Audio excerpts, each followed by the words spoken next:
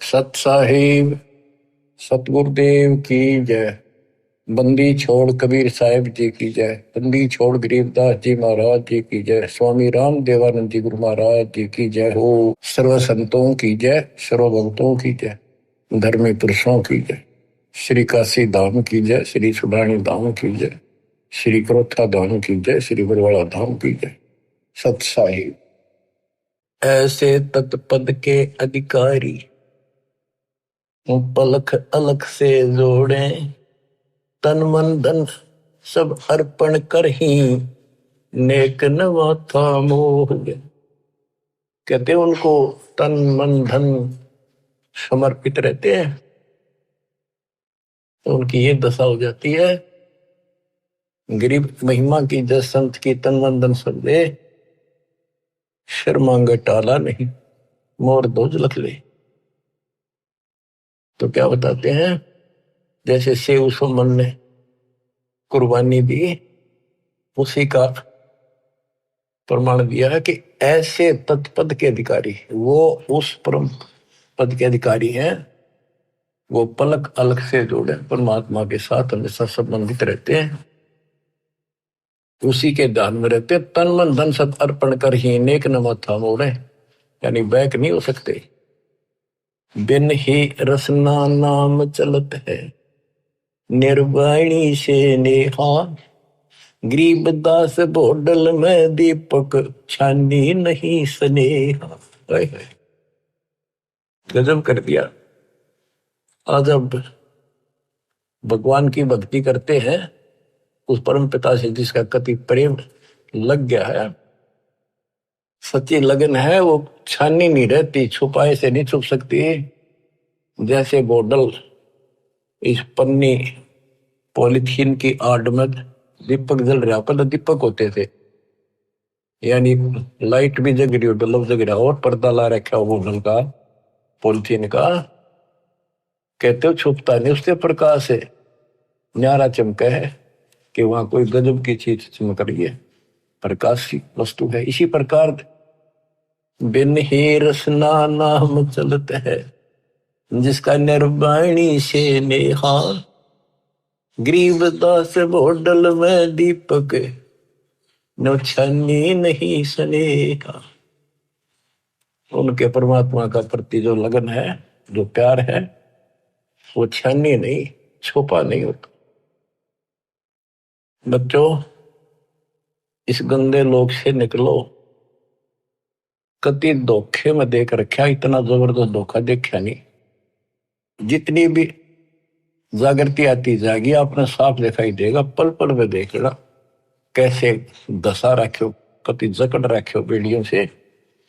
ये तो कबीर भगवान ही कटेगा इस बीमारी में, और यह कट्टे नहीं होगी। थोड़ा सा टाइम दिया करो मालिक के लिए, ऐसे बात नहीं बना करती। 24 घंटे एक दिन में, अब कम से कम 5-6 घंटे तुमने मालिक की तरफ लगाने चाहिए। 18 घंटे तुम कुछ कर लो, सो भी लो, अब जैसे काम करते हो उसमें मालिक याद रखो, वो भी अपने इसी खाते में होंगे।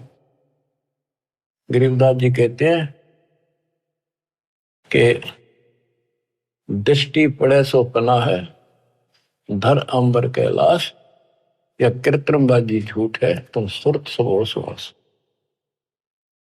दृष्टि पड़े सो धोखा रे, खंड पिंड बरबंड चलेंगे, फिर नहीं रहसी लोकारी, फिर नहीं रहसी लोकारी। बच्चों, अखबार मारी थी उत्तराखंड में, भगत जा रहे थे गौरी कुंड में स्नान कर, एक दुकान पर बैठे थे, बादल फट गया, इतना जबरदस्त पानी आया, 10-12 थे, सारे के सारे बह गए, सेकंड में लगे मर गए सारे। करके बताओ बताओ, रोज रो में भगवान, अरे तुम कित लाग रहे हो, किस आस पर बैठे हो, यहाँ पर भक्ति कर लो, इन आपदाओं से भी ये समर्थ बता सकता है। दृष्टि पड़े सो धोखा रे, खंड पिंड ब्रह्मंड चलेंगे, फिर नहीं रहसी लोकारे, फिर नहीं रहसी लोकारे। गरीबदास जी वाणी लिखवाया करते थे, आंखों में आंसू टपका करते थे। वो ऐसे भाव से बोल रहे थे जैसे लाखों बच्चे भगवान की मेरी बात सुन रहे हैं। उनको पता था एक दिन ऐसा भी आएगा। दृष्टि पड़े सो धोखा रे, ये खंड पिंड यो शरीर यो ब्रह्मांड नाश होंगे, फिर सथाई 21 ब्रह्मांड का लोक भी नहीं रहेगा। रज गुण ब्रह्मा, तम गुण शंकर, सतगुण विष्णु कहावे रे, चौथे पद का भेद नियारा, कोई बिरला साधु पावे रे। बच्चों, बड़ी दया करी दाता ने, यो राह दिखा दिया। देख कैसा जन्म हो जाता, असंग जन्म खो दिए थे, यो भी जाता। अरे जीवन नष्ट करने के साधन बहुत सुथरे दे दिए काल में। रात दिन के में बकवास देखो, मोबाइल साथ में है, और मालिक ने काल का हथियार काल पेट पा दिया, उस पर ठोक दिया। रज गुण ब्रह्मा, तम गुण शंकर, सतगुण विष्णु कहावे रे, चौथे पद का भेद नियारा, कोई बिरला साधु पावे रे। देखो, सबसे पहले आपको पुराणों से सिद्ध किया कि रजगुण कहो चाहे ब्रह्मा कहो, सतगुण कहो चाहे विष्णु कहो, तमगुण कहो या शंकर कहो, यही 3 देवता है, यही 3 गुण है। शास्त्रों में कोड वर्णों में ज्ञान होता बहुत सारा। गीता अध्याय 7 श्लोक 12 में कहा है, तीनों गुणों के द्वारा जो कुछ भी हो रहा है उसका निमित्त मैं हूं। 3 गुण यहाँ पर, रजगुण ब्रह्मा, सतगुण विष्णु, तमगुण शिव जी, इनसे जो उत्पत्ति सतिथि और संहार हो रहा है, ये मेरे कारण हो रहा है, काल बोलता है। और ये सूक्ष्म वेद में जिसको अनपढ़ कहा करते गरीबदास जी को, कि अनपढ़ जाट है वो अवाई बक रखी है। अब देखो, ये सब ज्ञानों का ज्ञान, ये है सूक्ष्म वेद। चौथे पद का भेद नहीं आ रहा। चौथा पद इनका बाप है, ज्योति निरंजन काल। कबीर साहब कहते इस चौथे ने भी छोड़ा है, 5वें को जावे, कह कबीर सो हम पर आप। 5वां ये स्वयं है सतपुरुष। रग यजु है श्याम अथर्व, चारों वेद चित भंगी रे, सूक्ष्म वेद वाचे साहिब का, सोहंसा सतसंगी रे। ऋग्वेद, यजुर्वेद, सामवेद और ये अथर्ववेद, इनमें भ्रमित ज्ञान है, संपूर्ण ज्ञान नहीं है। जिस शास्त्र में ये लिखा है कि पूर्ण परमात्मा की जानकारी किसी संत से पूछो, तो उसमें तो है ही नहीं वो। इसलिए कहते हैं 4 वेद और पुराण 18, यो एक उजड़ घेरा है। ऐसा कुआ है जिसमें कुछ भी हासिल नहीं, कष्ट हो, कुएं में पड़ जा रहे सब, पानी हो तो डूबते मर जा, और बिना पानी का उसे, और गहरा घड़ा हो, कुछ हासिल हो। आप सूक्ष्म वेद पढ़ रहे हो बच्चों। अलंकार अग है अनुरागी, दृष्टि मुष्टि नहीं आवे रे, अकलोक का तुम वेद न जाने, फिर ये 4 वेद के गावे रे। जब तुझे उस अकलोक का पता नहीं।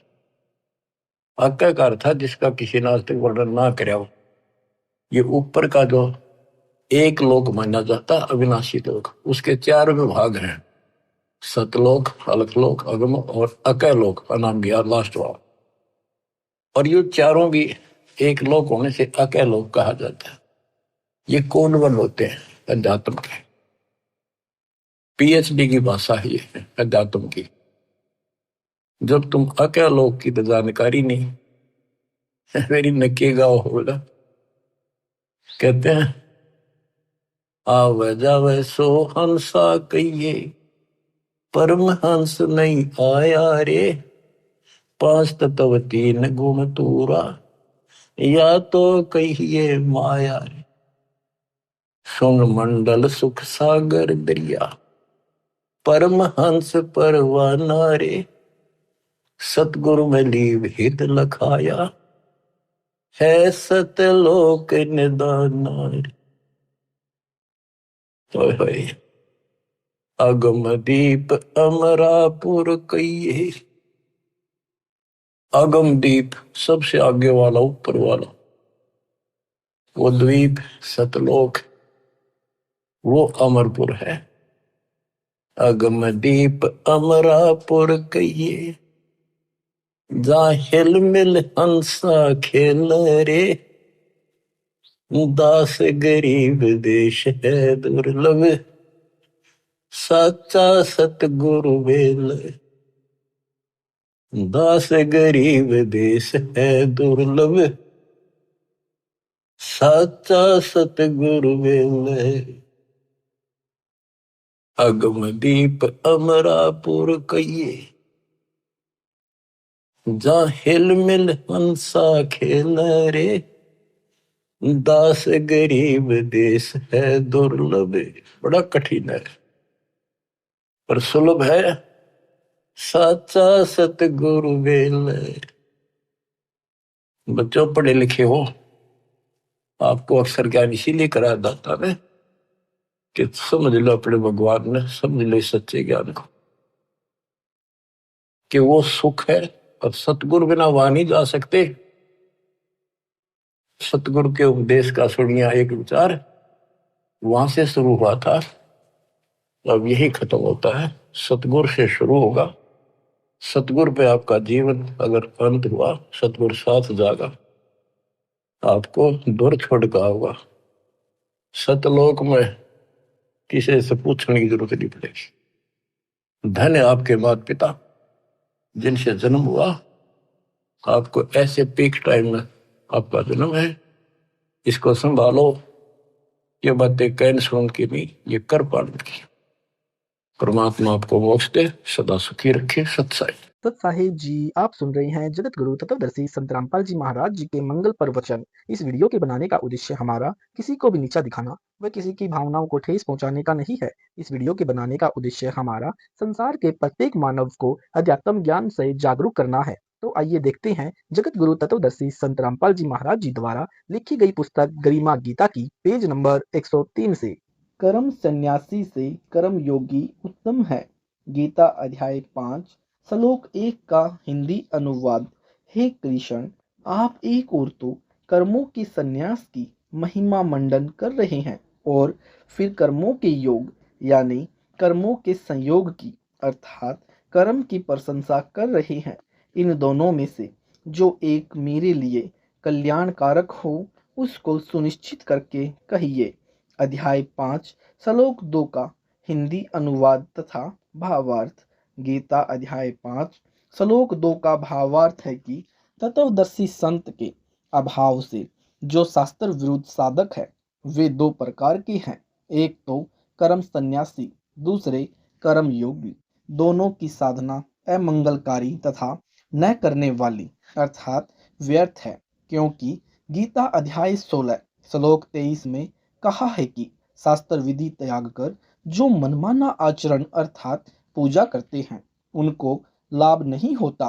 श्लोक 24 में कहा है कि पूर्ण मोक्ष के लिए जो साधना त्यागने की है अर्थात न करने वाली है तथा जो करने वाली है उनके लिए शास्त्र को ही प्रमाण मानना।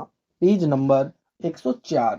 शास्त्रों का यथार्थ ज्ञान तत्वदर्शी संत बताता है, उसी से प्राप्त करके भक्ति करना लाभदायक है। यानी प्रमाण गीता अध्याय 4 श्लोक 34, यजुर्वेद अध्याय 40 मंत्र 10 व 13।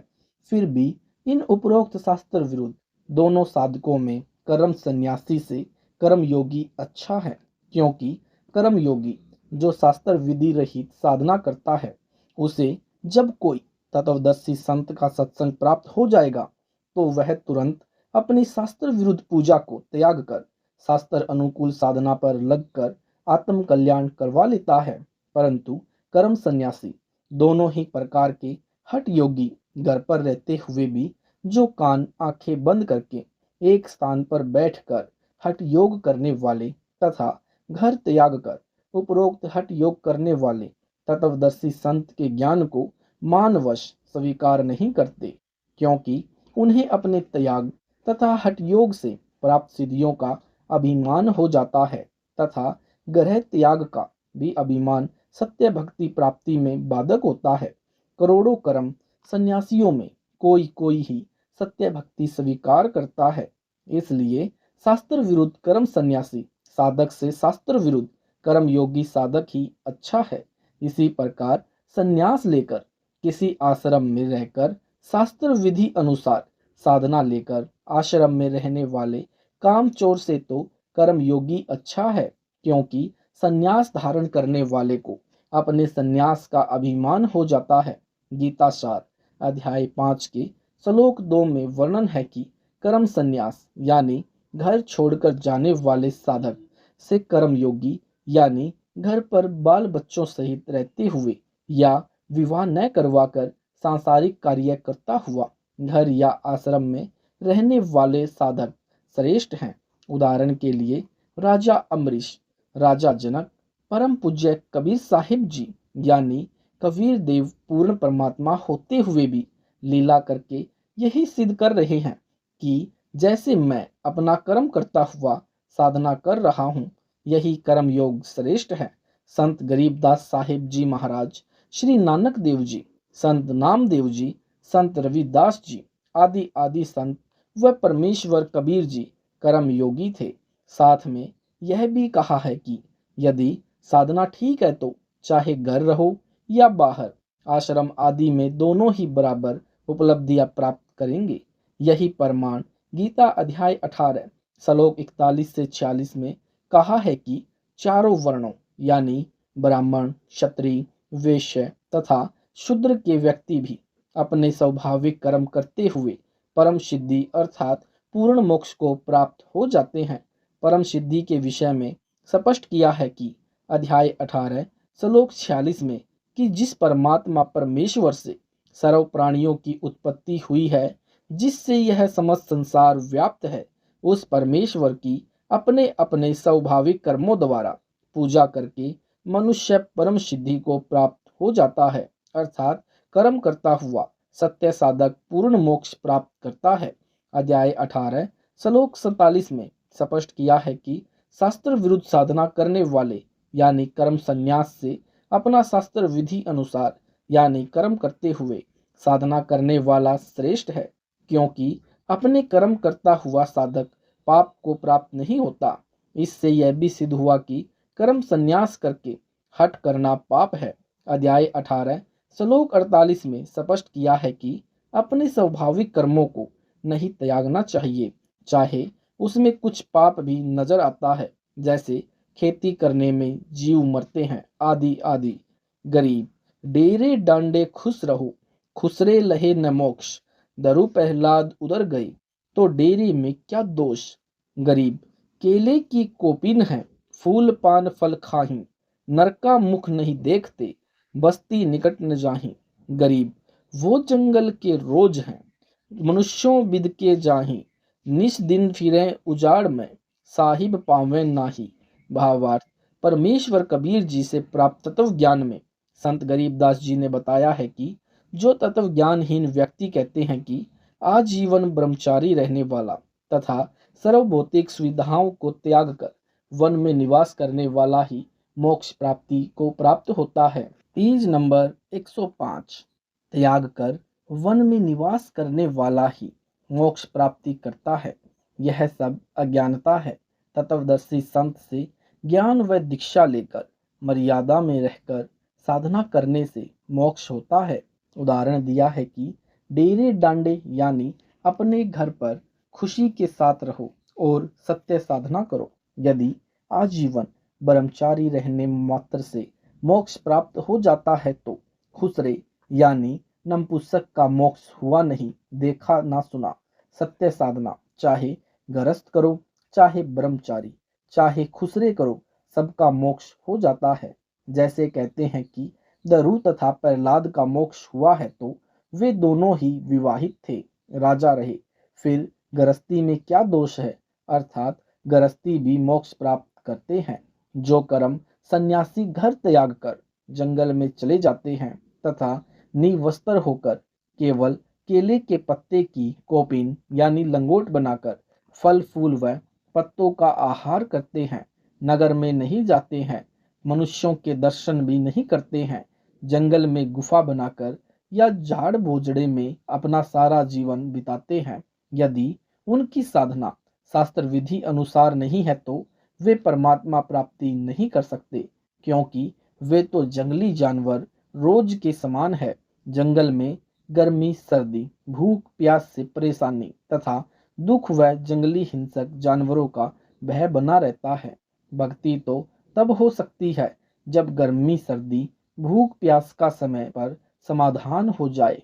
यह सुविधा जंगल में कर्म सन्यासी को प्राप्त नहीं हो सकती। फिर उन्हें अपने त्याग का अभिमान हो जाता है, उस कारण वह भक्तिहीन हो जाता है। कबीर मन के मारे बन गए बन तज बस्ती महा, कहे कबीर मैं क्या करूं, मन तो माने ना।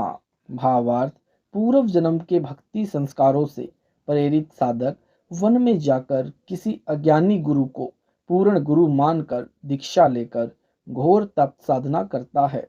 उससे अपनी भक्ति सफल मानकर संतुष्ट हो जाता है। कुछ समय पश्चात जब परमात्मा परीक्षा लेता है तो तत्व ज्ञान के अभाव से असफलता हाथ लगती है। पुण्य विवाह करके घर लौट आता है। उदाहरण के लिए शृंगी ऋषि की कथा। शृंगी ऋषि जैसे कर्म सन्यासी भी असफल रहे। एक समय शृंगी ऋषि कर्म सन्यासी बनकर वर्षों तक जंगल में चले गए। फिर कुछ समय जंगल में भूख प्यास गर्मी सर्दी सहन करने की क्षमता प्राप्त करने के लिए कठिन हठ योग अभ्यास किया। निराहार प्राण अपान वायु को वश करके समाधिस्थ हो जाना, जिससे शरीर को गर्मी सर्दी कम लगती है। जैसे ओम मंत्र यानी जो वेदों व गीता में ब्रह्म उपासना का सही नाम है के जाप को करते हुए समाधि प्राप्त करना। शास्त्र विरुद्ध रहित मनमाना आचरण करने वाले का ध्यान यज्ञ कहलाता है। यज्ञ का प्रतिफल स्वर्ग या राज प्राप्ति तथा फिर 84 लाख योनियों में कष्ट उठाना, क्योंकि ध्यान यज्ञ करने के लिए बैठा रहना होता है। फिर वह बैठना तप बन जाता है। ओम मंत्र से उपलब्धि सिद्धियां व स्वर्ग प्राप्ति। गरीब ओंकार ईश्वरी माया, जिन ब्रह्मा विष्णु महेश बरमाया। गरीब ओम आनंदी लहर है रंग होरी हो, सोहम मुक्ता सिंध राम रंग होरी हो। तप से राज प्राप्ति। फिर दोनों को भोग कर नरक व 84 लाख योनियों में कष्ट सदा बना रहता है, क्योंकि प्राणायाम द्वारा श्वास छोटा करके ध्यान से समाधि लगती है। उसमें श्वास रोकने से वायु के कीटाणु जो श्वास रुकने से मर जाते हैं, उनका पाप अभ्यासी को भोगना पड़ता है, क्योंकि 3 लोक व ब्रह्म तक की साधना में जैसे कर्म प्राणी करता है सर्वभोग्य होते हैं। पुण्य स्वर्ग में और पाप नरक में 84 लाख जुनियों में भोगना पड़ता है। इसके विपरीत पेज नंबर 106। इसके विपरीत प्रभु के द्वारा दिए भक्ति साधना के मत यानी सिद्धांत के विरुद्ध साधना करने से दोष लगता है। प्रभु की आज्ञा की अवहेलना करने के कारण वह पाप और भयंकर होता है। शृंगी ऋषि जी ने श्वास रोककर तथा अल्प आहार करने का अभ्यास कर लिया। वे वृक्ष की ओर मुख करके साधना करते तथा सारा दिन में एक बार वृक्ष की छाल पर जिह्वा से चाटते थे। बस यह आहार था। फिर कुछ वर्षों के बाद अयोध्या के बाहर नजदीक ही जंगल में आकर बैठ गए तथा अपनी साधना का प्रदर्शन करने लगे। अयोध्या वासियों के लिए एक विशेष चर्चा तथा आकर्षण का कारण बन गए। एक दिन राजा दशरथ की लड़की शांता भी अपने पिता से आज्ञा लेकर ऋषि के दर्शनार्थ गई। वह शृंगी ऋषि के स्वरूप को देखकर आसक्त हो गई। फिर उसको उठाने का प्रयत्न करने लगी। किसी ने बताया कि जहाँ यह जिह्वा से छाल को चाटता है वहाँ कुछ शहद लगा दो तथा साथ में खाना ले जाना। जब यह आंखें खोले तो इसे खाना खिलाना, फिर यह ज्यादा समादिष्ट नहीं हो पाएगा। ऐसा ही किया। ऋषि जी ने शहद के लगने से आनंद आया तथा कई बार छाल को चाटा। दूसरे दिन आंखें खोली तथा खीर खाई। राजा दशरथ शृंगी ऋषि को पहुंचा हुआ योगी मानकर घर ले गया तथा गुरु बनाया। पुत्र प्राप्ति के लिए प्रार्थना की। तब शृंगी ऋषि ने एक पुत्रेष्टि यज्ञ करवाने की सलाह दी। दिन निश्चित हुआ। उसी दौरान शृंगी ऋषि से शांता का प्रेम संबंध हो गया, परंतु राजा दशरथ ने मना कर दिया कि हम क्षत्रिय हैं, यह ब्राह्मण है, इसलिए विवाह असंभव है। एक ऋषि ने लड़की को गोद लिया, फिर उनका विवाह कर दिया। ऋषि अपनी पत्नी को लेकर दूर जंगल में चला गया, वहां कुटी बनाकर रहने लगा। इसका प्रमाण श्री तुलसीदास कृत रामायण के बाल कांड राम केलवा में यानी पृष्ठ नंबर 274 में निम्न साखियों में है। बोली सिद्धि सुनहु रघुनंदन, तुम हमार नंदोई, एक बात तुम सो हम पूछे, लला न राखू कोई। होत बया संबंध सबन को, अपनी ही जाति ही माही। निज बहिनी श्रृंगी ऋषि को, तुम कैसे दियो विवाही। कि उनको मुनीश ले भाग्यों की बोई, संग लागी। ऐसी बात बतावहु, लालन तुम रघुवंश अदागी। यहाँ पर आदरणीय गरीबदास साहिब जी महाराज कहते हैं, पूर्ण परमात्मा की सही साधना न मिलने से यह प्राणी समझ लेता है मैं ठीक कर रहा हूँ, परंतु प्रतिफल गलत होता है। गरीब डिम्ब करे डूंगर चढ़े, अंतर झीनी झूल। जग जाने बंदगी करे, वो वह सूल बबूल। गरीब जैसे चंदन सरप लिपटाई, शीतल तन भया विष नहीं जाई। भावार्थ, पाखंड यानी डिम्ब करके यानी डूंगर ऊंची स्थान पर चढ़कर घोर तप करके प्रदर्शन करने वाले के अंदर विकार प्रभावित रहते हैं, जैसा कि गीता अध्याय 3 श्लोक 6 में भी प्रमाण है। जो मूढ़ बुद्धि आत्मा समस्त इंद्रियों को हठपूर्वक ऊपर से रोककर मन से इंद्रियों का चिंतन करता रहता है, वह मिथ्याचारी यानी दंभी यानी पाखंडी कहा जाता है। ऊपर वाणी में भी कहा है कि जनता को दिखाने के लिए पाखंड करके ऊंचे स्थान पर हठ करने का ढोंग करता है। अंदर सर्व विकार मचल रहे हैं। भोली जनता समझ रही है कि बहुत बड़ा भक्त है, कितनी कठिन साधना कर रहा है, परंतु वह शास्त्र विधि त्याग कर मन कल्पित घोर तप करके अपने भविष्य में कांटे बीज रहा है। क्योंकि गीता अध्याय 17 श्लोक 5 से 6 में इस प्रकार के तप को करने वाले असुर स्वभाव के कहा है। सतनाम व सार नाम की भक्ति यानी कमाई बिना अन्य साधना पूज्य परमेश्वर कबीर देव यानी कबीर प्रभु के बताए अनुसार आदरणीय गरीबदास साहिब जी ने ऐसी बताई जैसे सर्व गर्मियों में चंदन के वृक्ष से चिपक जाते हैं। उन्हें महसूस होता है कि हमें शांति मिल रही है, परंतु उनका विष कम नहीं हो रहा है, जिसके कारण उन्हें गर्मी तथा बेचैनी भय बना रहता है। Page number 107। इसी प्रकार साधक चाहे ब्रह्म यानी काल उपासना कितनी ही करे, उनके विकार यानी काम क्रोध मोह लोभ अहंकार कम नहीं होते, जो उनके दुख का कारण है। इसलिए कर्म सन्यासी से कर्म योगी उत्तम है। वेदों में वर्णित साधना से विकार रहित नहीं होते। अध्याय 5 के श्लोक 7 का भाव है कि जो व्यक्ति आत्म तत्व में आ जाता है, वह विचार करता है कि बुराई नहीं करनी चाहिए, उसके लिए मन को वश करने की कोशिश करता है।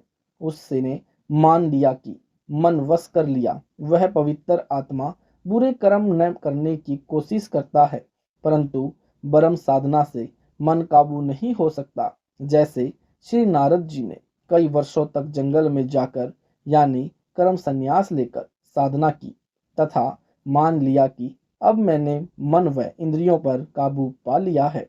भावार्थ यह है कि कई श्लोकों में गीता ज्ञानदाता ब्रह्म कह रहा है कि मेरी भक्ति कर, मुझे ही प्राप्त होगा। अपनी स्थिति बताई है कि पुनरावर्ती यानी जन्म मरण तेरा और मेरा सदा बना रहेगा।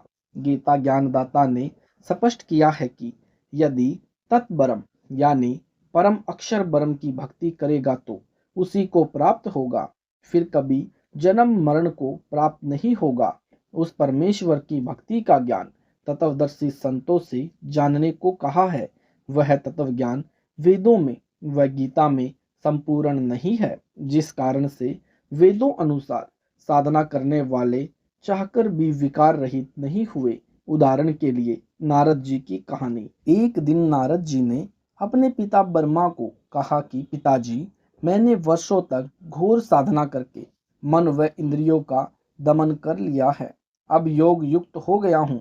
तब ब्रह्मा ने कहा, यह बात अपने मन में रखना, किसी को मत कहना, विशेषकर अपने चाचा विष्णु जी को तो बिल्कुल न बताना। नारद जी ने सोचा, पिताजी मेरी उपलब्धि पर विश्वास नहीं करते कि मैं पूर्ण तरह विकार रहित हो चुका हूँ। नारद जी एक दिन चलते चलते विष्णु लोक में पहुंच गए। विष्णु जी ने पूछा, ऋषिवर, कोई वर्षों बाद दर्शन दिए, दूज का चांद बन गए, कुशल मंगल तो है? तब नारद जी ने बताया कि भगवान, मैं वर्षों तक जंगल में यानी कर्म संन्यास लेकर साधना करके आया हूँ। मैंने अपने मन व इंद्रियों का दमन कर लिया है, अब मैं इनके वश नहीं रहा। इस पर विष्णु जी ने कहा, बहुत अच्छा किया। ऋषियों का यह प्रथम कार्य होता है कि अपने मन व इंद्रियों को वश करें। काल यानी ज्योति निरंजन की प्रेरणावश होकर भगवान विष्णु को ख्याल आया कि इसे अभिमान हो गया है, यानी काल भगवान को चिंता बनी रहती है कि कहीं ये ऋषि लोग साधना करके उत्पादन कम न कर दे। काल भगवान दोनों तरफ खेलता है। एक तरफ तो नारद जी को अभिमानवश विष्णु जी के पास भेजा, फिर स्वयं विष्णु को वही काल प्रेरणा देता है इसका मान भंग किया जाए, तथा फिर योजना बनाई, यानी यह सब काल ज्योति निरंजन महाविष्णु खेल खेलता है। विष्णु जी ने माया से एक सुंदर नगर बनवाया, उसमें राजा की लड़की का स्वयंवर रचा। नारद जी विष्णु जी से विदा लेकर चले जा रहे थे। उस नगरी में विशेष चहल पहल देखी, फिर पूछा कि आज इस नगरी में इतनी रौनक कैसे? पता चला कि यहाँ के राजा की लड़की अपना मनपसंद वर करेगी। दूर दूर से युवराज यानी नौजवान राजा आए हैं। लड़की क्या बात है, मानो स्वर्ग से परी उतर आई हो। पृथ्वी पर ऐसी लड़की नहीं होगी, जो इसको पाएगा भाग्यशाली होगा। उस समय विवाह के गीतों से व काल प्रेरणा से कामदेव जाग उठा। उभल में आग, राख में दबी हुई अग्नि को जब छोड़ा जाता है, वह अत्यधिक धधकता हुआ अंगारा होता है। ठीक उसी प्रकार कामदेव यानी सेक्स इतना प्रबल हुआ कि नारद जी ने ज्ञानहीन होकर केवल पत्नी प्राप्ति का यत्न सोचा। विचार किया कि मेरे इस रूप को लड़की पसंद नहीं करेगी, क्यों न विष्णु जी से उनका रूप मांग लूं, लड़की देखते ही पसंद करेगी। एकांत स्थान पर जाकर विष्णु जी को सुमरण विवरण बताकर कहा कि हे भगवान, आज तक इस दास ने आपसे कुछ नहीं मांगा है, आज कुछ मांगना चाहता हूँ, मना मत करना। विष्णु जी ने कहा, मांगो ऋषिवर। नारद जी ने कहा, वचनबद्ध हो जाओ तब मांगू। भगवान बोले, मांगो। नारद जी बोले, मुझे हरि रूप चाहिए, मैंने विवाह कराना है। इस पर भगवान विष्णु तथास्तु कहकर चले गए। हरि नाम बंदर का भी होता है। नारद जी का मुख बंदर का बन गया। ऋषि जी अपने मन में अति प्रसन्न चित्त से स्वयंवर स्थल की ओर चला तथा पहुंचकर आसन पर विराजमान हुआ। लड़की हाथ में वरमाला लिए सर्व राजाओं को ध्यान व अदा से देखती हुई चली जा रही है। वह नारद जी को छोड़कर आगे चली गई। नारद जी वहां से यह सोचते हुए उठकर अगली खाली कुर्सी पर जा बैठा कि शायद लड़की ने मेरी ओर ध्यान नहीं दिया, नहीं तो मुझे देखते ही वरमाला डाल देती। लड़की फिर नारद जी को छोड़कर आगे चली जाती है। नारद जी ने सोचा, यह लड़की अंधी तो नहीं है। फिर आगे जाकर खाली कुर्सी यानी आसन पर बैठ गया। जब नारद के पास लड़की आई तो नारद जी खड़ा हो गया और सोचा कि अब तो अवश्य ध्यान पड़ेगा। लड़की 2 कदम पीछे होकर आगे चल पड़ी। नारद ने सोचा कि क्या कमाल है। इतने में एक राजकुमार ने नारद जी को दर्पण दिखाया। उसमें अपने कुरूप यानी वानर रूप को देखकर विष्णु जी को छलिया कहा तथा सामने क्या दिखता है कि स्वयं विष्णु जी आकर एक सिंहासन पर विराजमान हो जाते हैं और लड़की उनके गले में वरमाला डाल देती है। तब नारद जी के क्रोध की सीमा न रही तथा शाप दे दिया कि जैसे मैं आज पत्नी के वियोग में तड़फ रहा हूँ, ऐसे ही आप भी एक पूरा जीवन पत्नी के वियोग में बिताओगे। जिसके शापवश विष्णु जी ने श्री रामचंद्र जी के रूप में राजा दशरथ के यहाँ जन्म लिया। फिर सीता से विवाह तथा तुरंत ही लेकर अयोध्या आए। फिर एक धोबी के कहने से सीता को घर से निकालना तथा अंत तक सीता व राम का मिलन न होना नारद जी के श्राप का परिणाम है। यहाँ यह काल स्वयं जीव को विवश करके कर्म करवाता है तथा उसके भोग का भागी होते हुए बना जाता है। विशेष उपरोक्त अध्याय 5 श्लोक 4 से 5 का भावार्थ है कि कोई तो कहता है कि जिसको ज्ञान हो गया है वह शादी नहीं करवाता तथा आजीवन ब्रह्मचारी रहता है और वही पार हो सकता है। वह चाहे घर रहे चाहे किसी आश्रम में रहे, कारण वह व्यक्ति कुछ ज्ञान प्राप्त करके अन्य जिज्ञासुओं को अच्छी प्रकार उदाहरण देकर समझाने लग जाता है तो भोली आत्माएं समझती हैं कि यह तो बहुत बड़ा ज्ञानी हो गया है, यह तो पार है, हमारा गृहस्थियों का नंबर कहाँ है।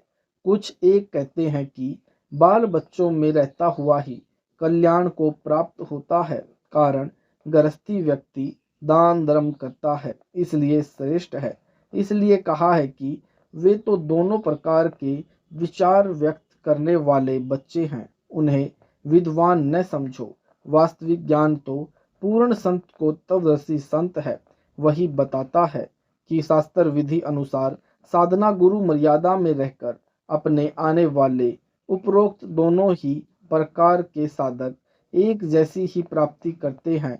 जो साधक इस व्याख्या को समझ जाएगा वह किसी की बातों से विचलित नहीं होता।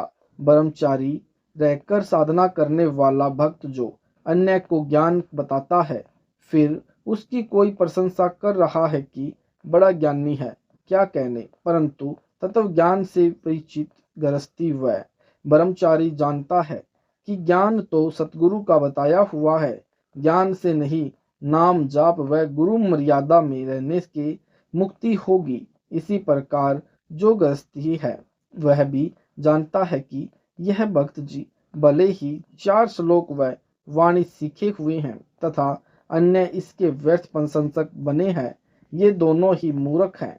मुक्ति तो नाम जाप व गुरु मर्यादा में रहने से होगी, नहीं तो दोनों ही पाप के भागी व भक्तिहीन हो जाते हैं। ऐसा जो समझ चुका है वह चाहे ब्रह्मचारी है या गृहस्थी दोनों ही वास्तविकता को जानते हैं।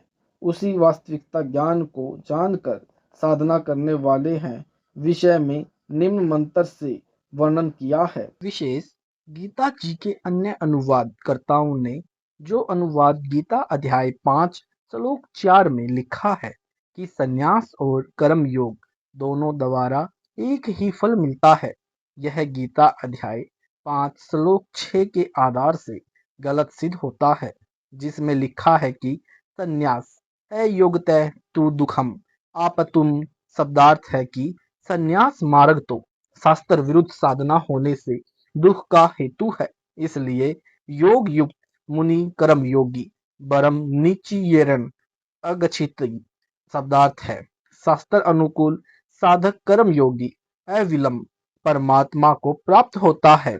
इस अध्याय 5 श्लोक 6 के अंदर सर्व संशय निवारण हो गए कि गीता अनुवादकर्ताओं ने अनुवाद यथोचित नहीं किया। इसके अतिरिक्त अध्याय 5 श्लोक 2 में भी स्पष्ट किया है कि संन्यास से कर्म योग श्रेष्ठ है। इस कारण से भी अध्याय 5 श्लोक 4 का अनुवाद गलत किया है।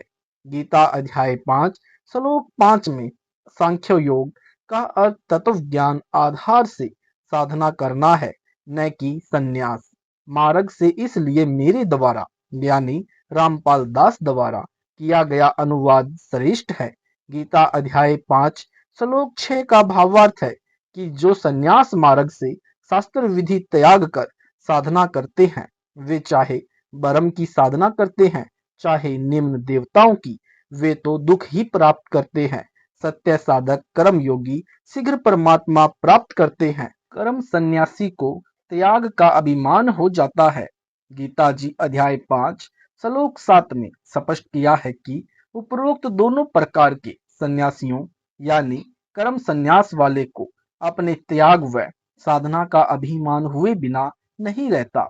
अभिमान भगवान के मार्ग में पूरा बाधक है, अर्थात अभिमानी व्यक्ति की सर्व साधना पूजा निष्फल हो जाती है, परमात्मा प्राप्ति नहीं होती।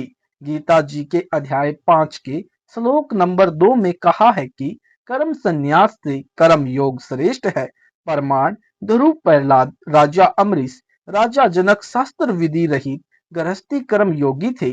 श्री नानक जी, संत रविदास जी, संत गरीबदास साहिब जी शास्त्र अनुकूल साधना करने वाले गृहस्थी थे।